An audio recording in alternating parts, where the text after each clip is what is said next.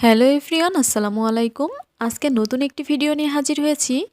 শীতে আমাদের পা প্রচণ্ড রকমের ফেটে যায়, পা কালো হয়ে যায়, দেখতে খুবই বাজে দেখায়। তার জন্য আমি এমন একটি রেমেডি নিয়ে হাজির হয়েছি, যা কিনা মাত্র 5 দিন ব্যবহার করলেই আপনার পা দুধের মতো ফর্সা হয়ে যাবে। তাহলে চলুন বন্ধুরা, রেমেডিটি আমি কিভাবে তৈরি করেছি দেখে আসি। প্রথমে আমি নিয়ে নিচ্ছি 1 চা চামচ ময়দা। এখানে আটা ময়দা যে কোনোটাই ব্যবহার করতে পারবেন, কোনো সমস্যা নেই। এরপরে আমি যেটা ব্যবহার করব সেটা হচ্ছে শ্যাম্পু। এরকম 1 টাকা দামের শ্যাম্পু কিন্তু আপনারা যে কোনো মুদি দোকানে পেয়ে যাবেন। আমি যে ব্র্যান্ডের শ্যাম্পু নিয়েছি, আপনাদের যে এই ব্র্যান্ডের শ্যাম্পুই নিতে হবে এমনটা না, আপনাদের হাতের কাছে যে কোনো শ্যাম্পুই থাকলেই নিতে পারবেন। এখন আমি এর মধ্যে অ্যাড করে দিব 1 টুকরো লেবু। অবশ্যই এখানে লেবু ব্যবহার করতে হবে।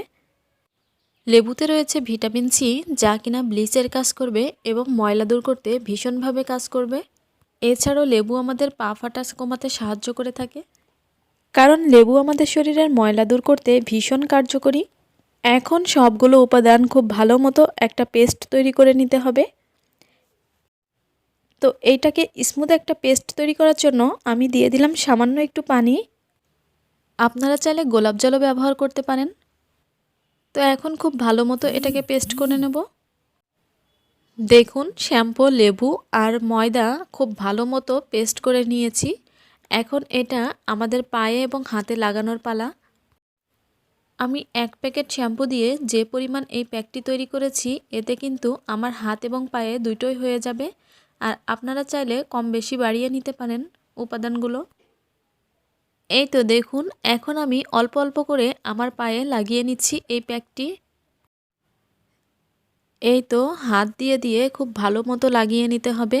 যে জায়গাগুলো কালো হয়ে আছে, দাগ হয়ে আছে, সেখানে একটু ভালোভাবে লাগিয়ে নিতে হবে।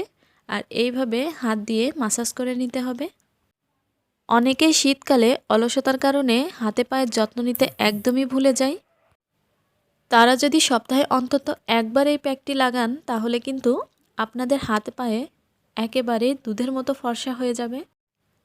তো এইভাবে সমস্ত পায়ের গোড়ালিতেও কিন্তু এটা লাগিয়ে নিতে হবে। আর এটা লাগানোর পরে হাত দিয়ে হালকাভাবে মাসাজ করে নিতে হবে।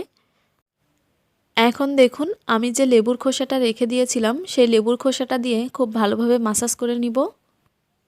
কারণ পায়ে দেখা যাচ্ছে অনেক ময়লা জমে থাকে, সেগুলো কিন্তু ভালোভাবে মাসাজ না করলে উঠে আসবে না।